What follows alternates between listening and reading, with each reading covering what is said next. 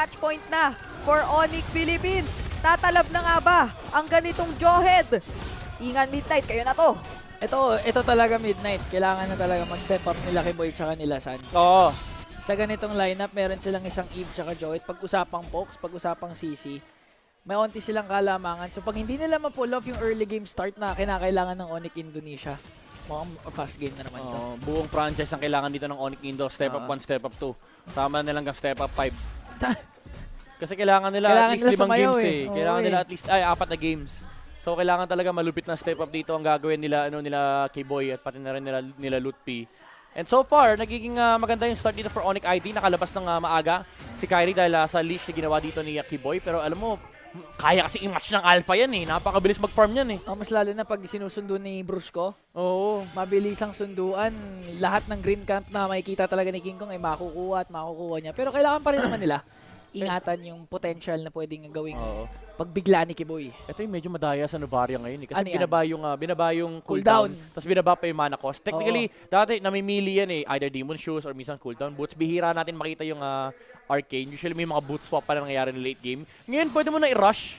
Kasi talagang hindi mo ramdam yung mana problem. Kaya Novaria. So hindi ganun kalaking problema to for Onyx Philippines. Ganda ng abang ni King Kong dito if ever magtapang si Lutfi. Kumbaga bato lang ng bato, sabi ni Super Friends. Pero medyo may onting kapagalan ng ating nagiging laro. Medyo disiplinado pa rin naman. Focus ang ating junglers and securing items para makuha nila yung mga power spike nila. Pero kailangan ingatan dito ng Onyx Esports yung mid-game potential yung mid-game potential ng Onyx Philippines. Okay, sa mga nag-Novaria dyan, ganyan po mag-clear. Ilapag nyo muna yung first kill bago nyo barrelin. Kasi yung iba, pag barrel tapos di naman first killan, may namimiss na minion wave. Shout out sa Burrito. Kulang tas hindi sila makakaway. Shoutout sa Burrito na naglalaro dyan sa labas. Pero Onyx Esports, Onyx Indonesia, makakasecure ng first turtle. Turtle lang kanilang naging primary objective. Hindi na kinontes ni King Kong kasi alam niya medyo kamatayan ang lumaban sa isang Martis at Johet. Okay. And ito na yung isa sa mga strategy na nakita natin sa Onyx Philippines. Yung fact na, ano nangyari? Hinarangan ni San, sabi niya bawal ka mag-clear. Bawal ka mag-clear. Ako na lang, sige mag-regen naman ako Hindi na nakuha yung minion, na-miss. Isa lang naman. Isa lang naman.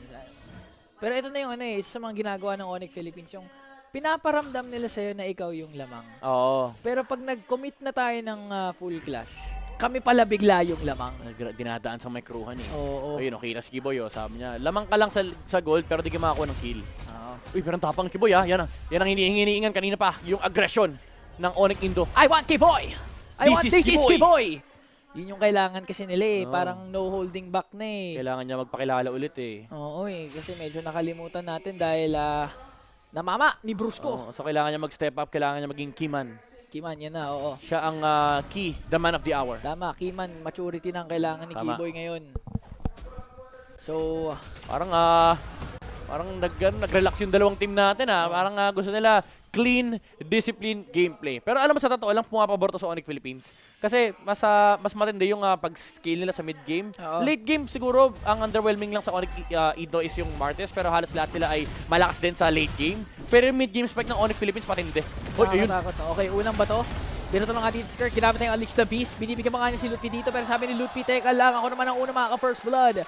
On to Kirk. Yep, maganda to for Onyx ID kasi again, kailangan nila yung tempo. Kailangan mabigyan nila ng magandang start dito. Sila Kyrie at pati na rin sila Savero. Pero ito, baliktad naman yung ginagawa ng Onyx PH. Imbis na mag-respo doon sa XP, ito si Kelra na lang tulungan natin. Ito yung trade, yung constant trade na hinahanap lagi ng Onyx Philippines. Just to make sure na hindi nagugulo dito si Kelra. At pagdating ng mid-game spike nila, maisasama na rin yung Harit sa mga teamfight. Okay, Onyx Indonesia naman ngayon ang unang makaka-takedown ng Torre doon sa baba. Now, gonna transition again to the second turtle. Kanina, nakuha nila to uncontested kasi hindi na contest sila King Kong. Pero again, hihintayin natin pa yung mid-game power spike na pwede malabas ng isang alpha once the third turtle spawns. Pero let's see kasi maganda din naman yung position ni Kirk. Nilabag na nga yung kumot doon. Kiboy napapalayo ngayon. May flicker pa naman para ilabas din ang ejector. Onyx Philippines, makuha nga ba nila ang turtle? Mapupunta pa rin kay Kai!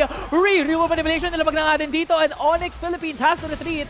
Guiding wind, nandun na nga din para makalayo. Pero sabi ni Kirk, teka lang, Lutfi, masyado ka nang matapang Umalis ka muna dyan. Yep, back off. Napagandang take, napagandang objective take mula sa Onyx Indo. Nagsabay-sabay yung mga dapat nilang pagsabayin. Yung unstoppable force dito kay King Kong. Hindi siya naka-retry na maayos. And nakuha ni Kyrie yung objective na yun versus Onyx Philippines. So now, they will have to look for trades here, Onyx PH. Pero Onyx ID Nagsastart ng mag-ramp up din yung kanilang tempo. Although, kakatapos pa lang naman ng 5 minutes, dito pa lang magsisimula bumagsak yung mga tore. Pero look at top lane, Savero is making it work in the gold lane. Okay, ang damin this time na bibigay na space para kay Savero to scale up. Unlike games 1 and games number 2, na hirap talaga siya kay Kelra dahil sa constant pressure na binibigay ng Onyx Philippines. Pero ngayon mukhang komportable ang Onyx Esports. That's gonna be a 2.3k gold lead. 2 turtles na secure nila, looking to get another one kontra Onyx Philippines. Pero ito na kasi, pag pumasok na yung third turtle, alam mong G na yan sila King Kong eh. Oo, kumbaga timing na eh. Oo. Ito na yung it's Onyx time eh. Na It's my hinihintay time nila. eh. My time to shine. Pero nga nagkakasilipan lang sila dito sa may middle lane, Kiboy. Will try to look for a potential take-off here. Meron siyang flicker. Retry ginamit dito. Mukhang babalikan sila ni King Kong. Unstoppable force doon sa Matilda. May liligtas niya sarili niyang buhay. Pero nandun ang Iron Beast na si Kirk. Nandun din yung Vengeance. Ginamit niya. Tinatangin niya yung 4 na members dito ng Onyx ID. Pero tinapos pabalik. Mukhang napasama dito yung pwesto ni Kirk. Reload manipulation na nanggaling dito mula kay Sands. And hindi na nakahabol dito yung Onyx Philippines na dissuade sila para humanap pa ng potential kill. And sila pa yung nakakuha ng bonus kill kay Kirk. Yan si Kiboy. Main paatras na, nag-flicker pa, pabalik para mabato. Etong si Kirk at mabigyan ng Onyx Esports once again, extending their lead to 2.7k. At ngayon at 10 seconds, lalabas na yung turtle. Kirk not yet in the picture at mukhang all confidence and momentum so far na sa Onyx Indonesia. Yep. Nandoon yung kanyang aggression pero nandoon din yung disiplina. Kitang-kita natin yung micro and macro balance ang laruan dito for Onyx ID sa may bandang likuran. Naitapon pabalik dito! Oh! Naitapon pabalik si Kirk pero it's a roam for XP. Lamang ata pa rin dito ang Onyx ID. Makukuha ba ni King Kong yung retry na hinaharap niya? Zaman first ginamit na rito ni Kyrie. Pero ni Kelra. Pero makukuha pa rin ni Kyrie yung pagong. Retry advantage for Onyx Esports. Okay, kahit pa paano may trade na finally na nakuha ang Onyx Philippines. They're gonna get their first kill. Pero again, hindi nila ma-out retry etong si Kyrie. 3 neutral objectives will be secured by the Sky King. So far, mukhang okay yung yung Martis pick Oo, kumbaga, pinapakita ni Kyrie bakit siya pogi. Oo. Kaya kong paganahin kahit anong bigay sa akin ni Coach. PH player kasi. Oh, PH Sabi ko player sana yan PH player eh. Naalala ko bigla, Pilipino nga pala si Kyrie. Oh, Pinay pa rin yan. Oo. Di ba tinanong nga nila kung nakakalimutan ba daw niya kung mag-Pilipino? Oo. Hindi naman daw. Okay, Basta hindi niya nakakalimutan saan siya galing. pag nasa Indonesia siya, nagbabasa siya. Eh, ang problema, parati siya nasa Indonesia. Yun. So may top lane na Zaman Force ginamit na rito ni Keller pero masakit din naman yung Savero? ni Savero pero nandun siya sa may bandang unahan. Tinapon pabalik ni Kiboy. Niligtas niya rito yung Irtel and na-burn lang yung mga skills ng Onyx Philippines and so far Kirk. Siya yung naghaharap ng constant trade dito. Talagang hindi nagle-let go yung Onyx PH. Parang alam nila pag kailangan nila i-concede yung mga laban, hindi nila pinipilit na para mag-group up as 5. Tapos kumukuha nila ng trade. Baka mamatay ata si Kirk dito. Napapalibutan siya ng mga miyembro dito ng Onyx Indonesia. And lalaban siya rito. Gagamitin ba niya yung Unleash the Beast? Hindi na ata. And aabot pa naman siya sa next Lord. Pero at least for Onyx ID, nakuha nila yung kill sa may bottom lane. A kill for a turret. Nakahanap kahit papaano ng trade pa rin ng Onyx Philippines. And so far, hindi masyado lumalobo yung lead ng Onyx Indonesia. No? Kahit ang dami nilang attempts kasi 2.7k pa rin yung gold lead ng Onyx. Naka-rapid boots si Kyrie. Crazy Para mabilis. rapid boots. Tama naman. Mobility ang hinaharap ng isang Martis dito kasi alam naman niya may damage output yung kanyang mga kampe. Mas mabilis siyang gumalaw after nung kanyang decimate. Mas mabilis siyang makaharap ng potential decimate target and mas mabilis din siyang makakalabas if ever man kinakailangan niyang lumabas. Kasi din, given na si King Kong may Matilda, so in terms of positioning, kailangan ma-match ni Kyrie yung speed na meron ng isang alpha ni King Kong paired up with the Matilda, especially pagdating ng mga major objectives like the Lord. And speaking of the Lord, nag-respond na nga dun sa taas. Kanina, 3 turtles was secured all from the side of Onyx Indonesia. Yep. And pachipi-chipi na lang yun, lamang ni nagiging trades ng Onyx Philippines. Buti nga si Kirk ay nakatulak pa sa baba, pero ngayon ang plano ng Onyx Indonesia ay ma-secure ang First Lord. Yep, kailangan nila makaharap ng magandang angle dito but for Onyx ID, they take the Lord area for themselves. Medyo mahihirapan dito yung Onyx Philippines pero still, kailangan din laruin ng Onyx Indo yung macro game ng Lord Conceal mula dito kay Kiboy. Naghahanap siya ng potential ejector target pero nandoon yung Seeking Eagle. Ay, yung Guiding Wind mula dito kay Bruce Putin. Pabalik dito si Kirk. Kaso makunat dito yung napili nila. Si Luffy ay tutumpa. And mapapamatay din nila yung Jawhead ni Kiboy pero nakuha pa rin naman ni Kyrie yung main objective which is yung Lord Onyx Philippines. They win the team fight but Onyx ID takes the Lord. So kahit pa paano may Onyx pa rin na nanalo sa clash na nangyari ngayon, pero Onyx Philippines with the clash that they did, nakakuha sila ng mid lane turret, pero tingnan mo si Super Friends ha, pinipilit nga nila yung mid lane. Napakasakit na ng mga Star Shatters coming in from Friends. Sa Vera naman, maganda yung posisyon, pero makikita nga ba siya ni Kelra? Lalabas ba siya dito? Nakakaamoy. Amoy niya lagi. Amoy na, amoy niya eh. Ungankable.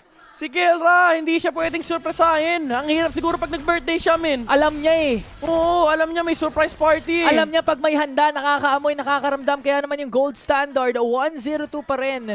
Namatay na ba to kaninang game 1, game 2? Hindi yata, boss. Hindi ko nga Pero sure si eh. Lutpit tinamaan dito. Star Shatter! Star Shatter into Chrono! Oh my God, Chrono Dash isang synchrofusion. Nawala ng parang bula yung buhay ni Lutpi. Pero nakaka-push naman dito yung Lord ng Onyx ID sa may top lane. And Savero, nakakaharap din ng potential trade. Dito sa may bottom lane, yung Tori ang kanilang hinahanap dito. Flicker out mula kay Super Friends. Pero nandito si Kelra. Sa may bandang unahan. Sans ginamit yung Reload Manipulation pero hindi sapat yung sustain. Wala rin silang damage para tapatan yung harit ni Kelra. Hindi nila makikita si Savero pero naaamoy nila kung nasaan si Kiboy at pati na rin si Kyrie. Wala silang stun however. Pero yung Onyx Philippines na equalize nila yung trade na nangyari. Yung mapa kahit paano ay marireset nila. Hindi kasi nila pinansin si Kelra ng matagalan eh. 3-0-2 with Harit, nakapag-farm up na. Ramdam mo na yung power spike. Maske siya, pumapasok na with the Zaman Force. Gonna pick up 3 kills. And there was a temp coming in from Kiboy na na-force out din naman yung flicker doon ni Super Friends. Conceal lang ang ginamit doon ni Kiboy. So that was still a win para sa Onyx Indonesia. Kaso nararamdaman mo na kasi yung momentum nag-shift eh. Yung pendulum nasa Onyx Philippines na eh. Oo, kumbaga yung Onyx Esports dito ngayon, kahit sabihin natin nakakahuli pa rin sila, kailangan sila naman ngayon yung kailangan makaharap ng magandang anggulo. Oo.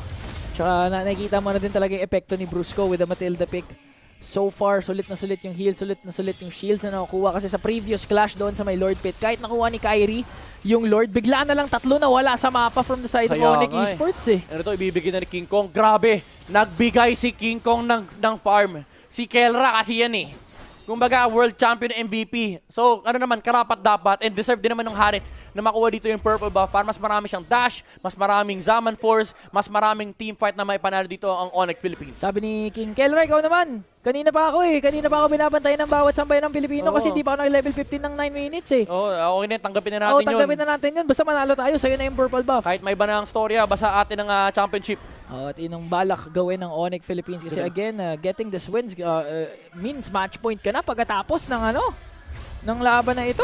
Ganda ng pwesto ni Kiboy do, kaso kita siya ni King Kong and hindi basta-basta pumapasok ang Onyx Philippines. Hinihintay nila na makapagsama-sama sila dito at mailatag yung kumot mula kay Super Friends. Pwedeng lambingin ng Onyx Philippines dito yung Lord at mag-turn sa Onyx ID. Nandyan yung Circling Eagle, nandyan yung Guiding Wind para magpadala ng mga tao. Ayan na nga yung kumot and si King Kong focus lang sa Lord. Hindi pa nila makita si Kyrie so baka i-bait nila to and mapapatay na nila si Kiboy. Kelra going in. Nag-bend na sa rito yung CC pero hindi sapat yung sustain. The damage is enough from Kelra to take down the heroes of Onyx ID. Hindi nila kaya. Walang damage. Hindi malapad. Hindi pa pinatapos. Nandun pa si Kelra sa may bandang unahan. Maniac for Kelra. Eto na ang daily quota. Kelra, the Filipino Savage. Kininakaw ni Super Prince. Prince naman! Bakit mo pa hindi binigay? Nandun na nga si Kelra pero still an overall well-rounded effort for the Super Fam. Another wipeout! Meron silang minions doon kaya naman yung gitnang tore ng Onyx Esports ay papapatumbahin nila. Onyx Philippines! Mukhang isang match na lang sa kanila na mapupunta ang kampyonato! 3-0!